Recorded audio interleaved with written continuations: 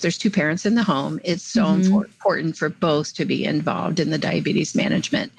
And recognize you're not going to see it the same way. I was amazed at how many times we just, my husband and I just saw things differently.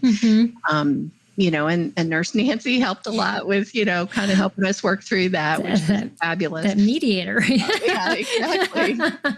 Things like, of course it's not best, but honestly, it's pretty tempting to serve the family prepared or processed food, because guess what?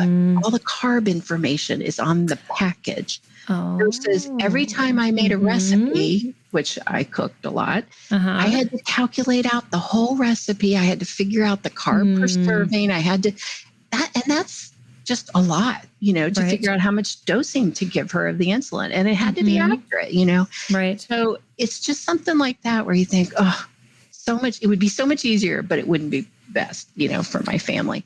Right. Another example is it's very easy to get caught up in the fear of the low blood sugars and not want your child to exercise, because it can dramatically affect their blood sugar, even after the fact. So often if they have a busy active day, they'll go low at night.